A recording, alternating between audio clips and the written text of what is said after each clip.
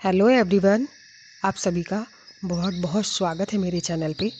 आज हम बात करेंगे मरने के बारे में कि मरने के बाद आदमी का क्या होता है। ये बहुत सारे लोगों का सवाल होता है। बहुत सारे लोगों को हमने देखा है इस बारे में सर्च करते हुए, पता करते हुए, पर शायद लोग जान नहीं पाते हैं।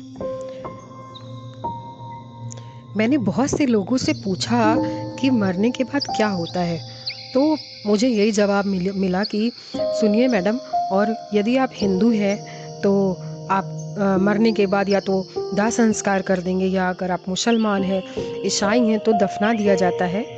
पर इसका तात्पर्य ये नहीं है कि मरने के बाद यही होता है, ये इसका कोई मतलब नहीं बनता है। अगर आपको लग रहा होगा कि मैं आत्मा की बात कर रही हूँ, तो कि आत्मा क्या होता है, तो मैं आत्मा के बारे में भी कोई बात नहीं कर रही हूँ। मुझे इस बारे में कोई अनुभव या जानकारी नहीं है। फिर भी मैं आपको बताना चाहूँगी कि मरने से पहले होता है जीना, और जीने का मतलब होता है सदैव खुश रहना और अपने आसपास के लोगों को खुश रहना। यदि हम जीवित हैं और हमारे आसपास के लोग हमसे नाराज़ हैं, तो जीने का क्या ही फ़ायदा। हम अक्सर कई लोगों को देखते हैं कि वो बहुत दुखी रहते हैं, और इस वजह से ना वो अपने आसपास के लोगों को भी खुश नहीं कर पाते। वो जीवित होते हुए भी बिल्कुल मृत के समान बने रहते हैं। कोई उत्साह नहीं, कोई जीने के लिए कोई खुशी नहीं। इतना सुंदर जीवन है, उसका भी कोई खुशी नहीं। हाथ पैर सही सलामत है, पर उसका भी कोई मतलब धन्यवाद नहीं प्रभु का कि इतना अच्छा शरीर दे दिया भगवान ने। कोई भी उत्साह नहीं, बस जिए जा रहे हैं, या यूँ कह रहे हैं कि अपनी जीवन को बस घसीट रहे हैं। लोगों को मरने के बाद जीवन की चिंता ज़्यादा रहती है। जो सामने होता है, अपने हाथ पे होता है, वो उस पर बिल्कुल ध्यान नहीं देते हैं। आवश्यकता ही नहीं समझते हैं कि उस पर ध्यान दिया जाए।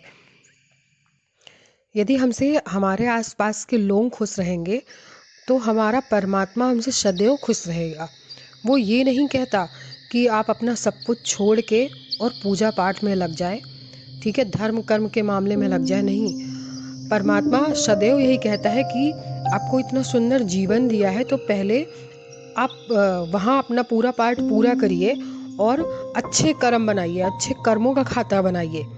उसके बाद तो परमात्मा खुश होता ही है। ये हमें समझना चाहिए कि हम परमात्मा के भरोसे हैं, वो हमारे भरोसे नहीं है। हमें ईश्वर की चिंता छोड़कर अपने सभी काम को पूरी निष्ठा से, पूरी लगन से पूरा करना चाहिए। मेरे कहने का मतलब ये है कि अगर हम पूजा पाठ और इन सब चीज़ों में ध्यान लगाते हुए भी इस पे ध्यान लगाए कि हम जहाँ रहते हैं, जिनके बीच में रहते हैं, जिनके बीच में हम काम करते हैं, क्या वो हमसे खुश है? क्या मेरा पूरा परिवार हमसे खुश है? कहीं किसी का दिल हमसे दुख तो नहीं हो रहा है, दुख तो नहीं रहा है, या जाने अनजाने में जो एक गलती हो जाती वो तो एक अलग बात हो गई, पर हम सामने से तो नहीं किसी के साथ कुछ गलत कर रहे हैं। उन सब चीज़ों पे ध्यान देना बहुत ज़रूरी है कि हम हमारे घर के लोग हमसे खुश रहें। हम जहाँ जॉब करते हैं, जिस लाइन में है, वहाँ के लोग हमसे खुश हैं या नहीं खुश हैं, इन सब चीज़ों पे बहुत आवश्यक है आपका ध्यान देना। मेरे कहने का तात्पर्य ये नहीं है कि हम ईश्वर पर आस्था रखना या पूजा करना छोड़ दें, बल्कि मेरा कहना ये है कि जितनी आस्था और लगन हम धार्मिक पर्वों और अनुष्ठानों में दिखाते हैं ना, उतनी ही लगन हम अपने काम में, अपने परिवार के प्रति दिखाने लगे, अपनी जिम्मेदारियां पूरी उत्साह, पूरे लगन के साथ पूरी करने लगे, तो हमारे आसपास रहने वाले लोग सब खुश रहेंगे, और उसके बाद हम भी खुश रहेंगे। ये होता है जीवन जीना। उसके बाद तो हर किसी को परमात्मा के पास जाना ही जाना है। अगर हमारे अच्छे कर्म हैं, तो परमात्मा तो हमसे खुश होगा ही होगा। तो जो भी हम अपने पुण्य का खाता यहाँ बनाते हैं, वही हम अपने साथ अपने अगले पूर्व जन्म में लेके जाते हैं। यही होता है मरने के बाद हर किसी का। तो थैंक यू।